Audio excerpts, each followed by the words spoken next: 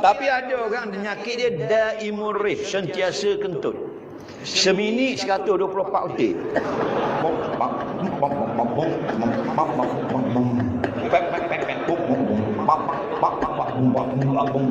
Nak mayang pun hang lagi. Batal lah, tak batal. Dilonggarkan hukum, tidak bagi orang lain, bagi dia saja. Al-amru ila Allah ka ittasa'a dalam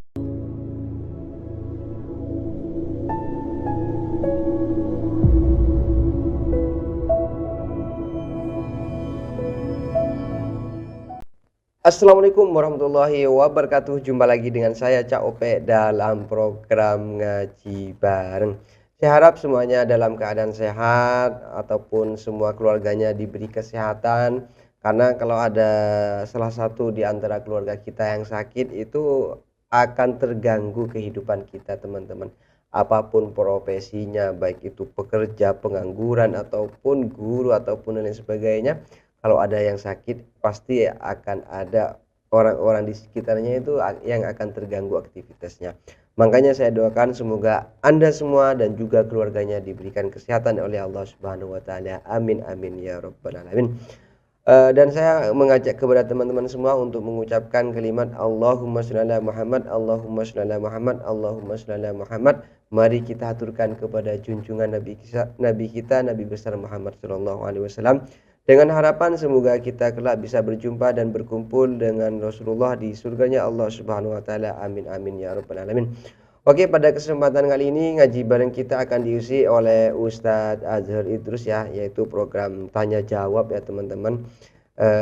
Karena program tanya jawab ini sangat bermanfaat sekali untuk saya sendiri dan mungkin untuk teman-teman ya.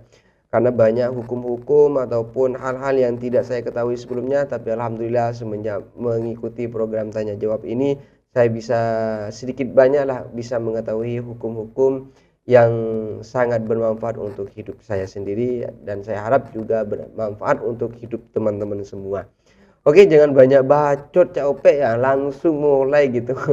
Oke teman-teman, seperti biasa yang mau ngaji bareng dengan saya jangan lupa buka mata, buka telinga dan buka hati. Bismillahirrahmanirrahim. Don't go anywhere, stay here and check it out. Soalan yang pertama, apakah hukumnya kita baca bismillah masa ambil wuduk dalam bilik air yang ada tandas di dalamnya? Baik. Dia kata dia ambil wuduk, lepas tu dia baca bismillah. Sunat baca bismillah sebelum memulai ambil wuduk, supaya jadilah perbuatan berwuduk kita pada hari itu lebih berkat. Kullu amrin zibalin la yubda'u fihi bi bismillahirrahmanirrahim fahuwa abtar atau kama qala. Nabi sebut dalam hadis, mana-mana perbuatan yang elok tapi kamu tak kata bismillah di depannya, jadi kurang berkat. Bukan haram, kurang keberkatannya. Kurang berokah ya. Tiba-tiba dalam tandas boleh tak baca bismillah? Ulama melarang membaca bismillah ataupun ayat Quran ataupun zikir ataupun doa yang sebut nama-nama yang suci seperti nama Allah di dalam tandas. Cuma nak faham apa makna tandas, tempat yang dikhaskan untuk buang najis. Kalau tempat itu bukan untuk buang najis, bilik air untuk mandi saja, bukan untuk berak kecing, tidak dikira sebagai tandas. Atau bilik air itu untuk basuh baju saja, letak washing machine, letak dryer, letak tempat jemuran baju dan sebagainya, pun bukan tandas. Tandas ni tempat orang bubuh tahi dengan air kecing situ. Jadi kalau dah hukum tandas, jangan baca situ. Jadi kalau kita nak ambil wuduk dalam tandas, kita nak baca bismillah dalam tu tandas, maka baca di luar tandas. Itu cara dia. Buka pintu tandas dah masuk lagi, bismillahirrahmanirrahim. Masuk dalam tandas, ambil wuduk saja, tak payah baca. Keluar pada tandas baru baca doa. Kerana nak baca doa dalam tandas mamnu', dilarang. Keluar pada tandas baca. Kan mudah. Allah beri akal, guna akal. Kalau dibaca dalam hati gimana? Dah sah ke wuduk dalam tandas? Sah. Yang tidak sah, wuduk dalam mangkuk tandas. Itu air kecing memang sah. Ni wuduk tandas di tepi, air paip di tepi tak ada masalah. Saya pun biasa wuduk dalam tandas arena kat highway dan sebagainya. Nak sapa bandar, nak sapa tak. masuk dalam tandas buang air, lepas tu bersihkan dulu. Tempat duduk orang duduk nak buang air tu kita bersihkan dulu air. Lepas tu kita berwuduk di situ supaya tidak ngecip benda kotor. Soalan seterusnya.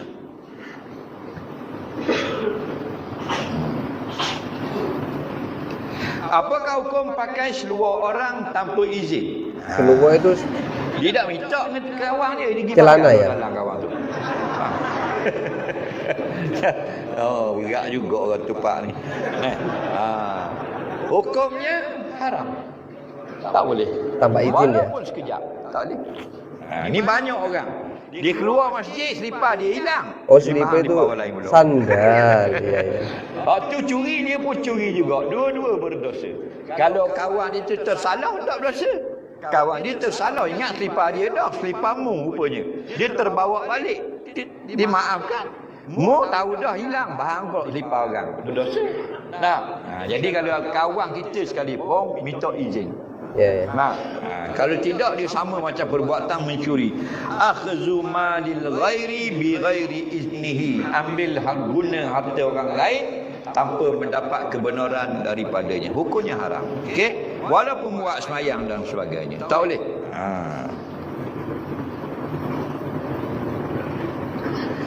Apakah hukum pakaiannya lebih daripada tok gurunya? Seperti serbannya lebih besar dari serban gurunya. Jawabnya, pada segi umumnya tidak ada peraturan kecil besar serban murid dan guru. Tetapi kalau di tempat itu dibuat peraturan, wajib kena taat. Hukum manusia ya. Macam dulu ada mufti di Kelantan. Tak ada jabat agama Mahkamah Syariah. Tak ada tak. Jadi sekarang bila sudah ada, wajib taat. Kerana ati'ullah wa ati'ur rasul wa ulil amri minkum. Okey? Jadi kalau kita tidak ada peraturan, maka tak ada masalah. Murid nak serban besar, tu guru cek serban. Nampak besar ni, murid besar kolor. Tak ada masalah. Tuhan je. Tapi peraturan, kalau di pondok ini, di madrasah ini, di universiti ini, tidak dibenarkan berpakaian serban lebih besar daripada dekan, lebih besar daripada chancellor, lebih besar daripada tuan guru, kena patuh. Nampak? Mana? Macam dulu di Mesir, di Maghribi, di Tunisia, di Syria, dia ada peraturan dulu. Kalau mufti, jubah dia hitam. Dalam dia baju warna putih dan piyah dia tu merah. Serban warna putih. Orang lain tak boleh pakai gitu. Sebab apa? Sebab dia jawab soalan. Mu dia pakai gitu, kita tanya soalan, tu bit tahi mu lagi. Dia nak jawab soalan, nak fatwa. Macam cerita Malaysia. Tidak diketatkan peraturan, buat anda mu lah. Mu nak pakai macam mufti, nak pakai macam tuan guru. Tak ada masalah. Soalan seterusnya. Apakah hukum pakai baju tanda salib? Jawabnya, kalau memang salib, haram. Contoh yang memang salib, jersey bola Brazil, itu sahih salib.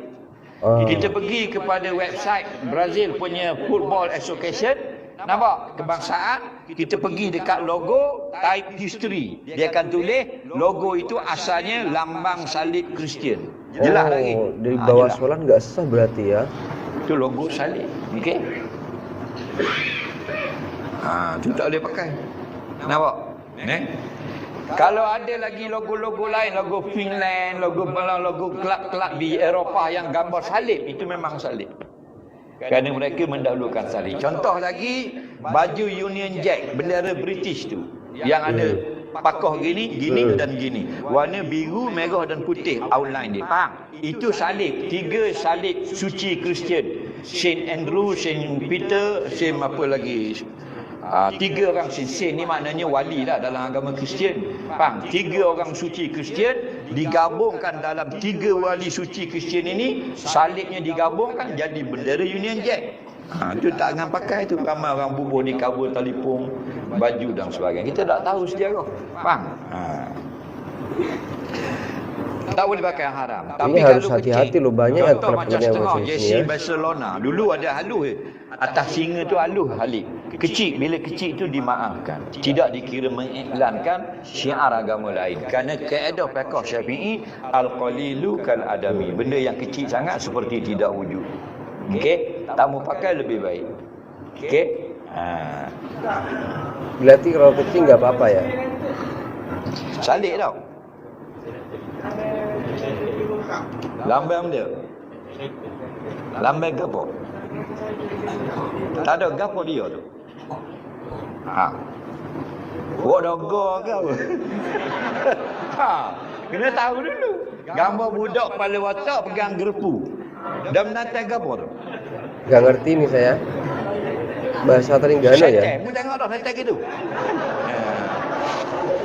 Kita tak tengok Iri setan lah. gitu dah. Jadi baik tak usah pakar lah. Nampak? Kalau nampak jelas. Mana kalau halus-halus tu macam tadi dimaafkan. Kalau jelas ekor gitu. Kerana dah ada keraguan. Benda yang meragukan kamu, elok kita tinggal. Boleh jadi setan sungguh logo. Boleh jadi dok, rekaan orang saja. Tapi Nabi kan pesan, dakma yuri buka ila ma la yuri buka. Kalau ada sesuatu yang meragukan, tinggalkan dulu. Banyak lagi jersey lain yang tidak meragukan kamu. Betul tak? Kalau Chevrolet, tahu tak? Chevy. Lambang kereta Chevrolet tu kan ada. Chevy. Orang putih Mak Saleh panggil Chevy. Asalnya Chevrolet. Ada Amerika punya syarikat kereta. Itu bukan salib. Itu bow. Bow ni. Bow tekuk orang putih yang makan malam kan. Pakai bow. Kau ni bow kata. Kau sini rebeng tekuk ni. Tu rebeng. Itu bukan salib. Bukan salib. Kalau salib tu Alfa Romeo, tu salib. Faham? Pergi ke website dia yang apa benda ni official, dia klik kepada logo, emblem dia tu. Dia kat bawah salib ke apa, faham? Kalau Chevrolet itu bow tie, tekuk on. Bukan salib, batu dia sengit gitu. Faham? Jadi kalau salib saja haram, macam salib tidak haram. Macam salib ada tiang jemur air. Macam salib. Itu bukan salib. Macam tak apa. Nah. Semua aja Ustaz ini ya. Isyak rokok. Payah.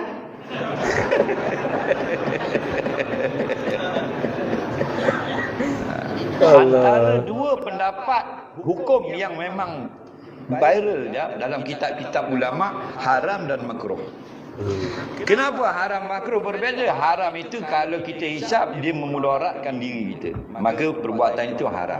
Kerana dalil la tulqu bi aidikum ila tahluka. Kalau ada rokok tu bila dihisap memang tak mudarat, maka hukumnya makruh. Kenapa makruh? Membazir harta tidak ada faedah. Nampak? Soalan seterusnya, makruh. Paling tidak makruh ya. apakah hukum mengaji tasawuf tapi tak mengaji tauhid? Jawabnya begini, semua orang Islam wajib belajar ilmu yang menjaga Islamnya itu. Kita jadi Islam bukan belajar sifat 20. Kita jadi orang Islam bukan belajar hadir majlis tauhid akidah, bukan. Kita Islam dah. Kenapa wajib pula mari belajar ilmu tauhid? Sebab apa? Bukan kerana nak jadi orang Islam kan? Kan kita Islam dah. Kita wajib dia mari dengar orang ngajar bab iman, bab sebab 20, bab akidah. Wajib tak? Bab apa? Kan kita Islam dah. Supaya Islam kita itu selamat. Terjaga ya. Mengaji kemungkinan tak selamat. Banyak angkara di pertengahan jalan. Tengok ni ramai ni hina Islam, hina Nabi, hina hukum dan sebagainya. Dia tak belajar. Sudah banyak dia tak belajar, dia tak rasa bersalah, dia nak cakap apa pun. Jadi kita sudah Islam, wajib juga datang belajar ilmu akidah, ilmu tauhid supaya Islam kita itu tidak rosak sampai pada hari kita bertemu dengan Allah. Orang belajar sifat Allah kan lain, tak belajar kenal sifat Allah. Tak. Jadi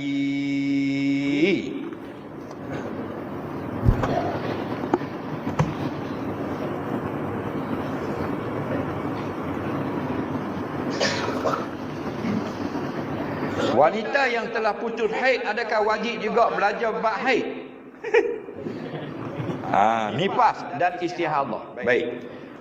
Perempuan yang tak ada darah wajib belajar bab darah. Orang yang pada adatnya tidak berjual beli, maka sunat belajar bab jual beli. Ya betul. Contoh ni nak faham dulu. Dia tidak akan berjual beli, dia tidak akan jadi penjual, dia tidak akan jadi pembeli, tak wajib belajar bab buyung, bab jual beli. Sunat belajar. Okey? Tapi kalau orang tu akan menjadi penjual atau jadi pembeli, wajib belajar sekadar mana yang akan diamalkan dalam muamalah Islam. Faham? Betul tak? Maka begitulah orang perempuan yang sudah tidak ada darah haid, maka masih lagi dituntut belajar tentang hukum-hukum darah. Okey, kita boleh jadi akan datang darah macam-macam, kerana manusia itu tidak tetap. Yang enggak kita sama yang ya. duduk di kelantan tumpak ni banyak air. Wajib juga belajar bab tayamum, kerana bukan kemungkinan biasa akan datang kita tidak ada air. Betul. Ada air sama. Faham? Belajar juga. Kita orang sihat lagu mana pun belajar juga bab semayang orang sakit, kerana kemungkinan esok kita sakit. Okey? Soalan seterusnya.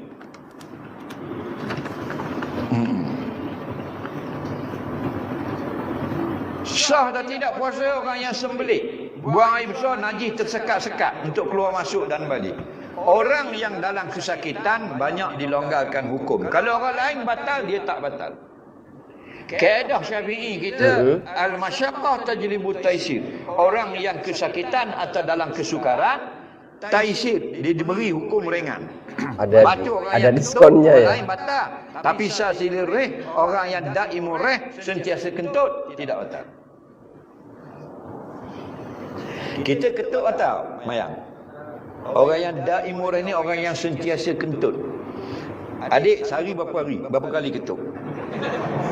Biasa. 1 kali. Lebih kurang berapa kali sehari ketut? 5 kali. 3. Pak. Pak. Dia tak puas hati 3. Awak? Sehari? 3. 3. Ada yang 3. Itu normal, wajib. Kalau ketuk batal. Tapi ada orang penyakit dia daimur rih, sentiasa kentut. Seminit 124 detik.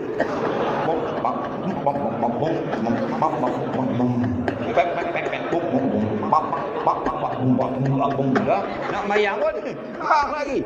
Batal lah. Tak batal. Dilonggarkan hukum. Tidak bagi orang lain, bagi dia saja. Al-amru ila Allah, kalau kita dalam kitab risalah, satu-satu pekerjaan itu kalaulah terkepit, dilonggarkan hukum. Faham tak lagi?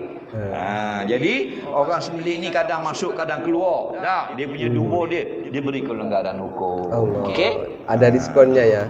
Masya Allah, itulah tadi ya beberapa pertanyaan dan juga jawaban kocak dari Ustadz Azhar Idrus ini sudah kita ikuti bersama ya teman-teman.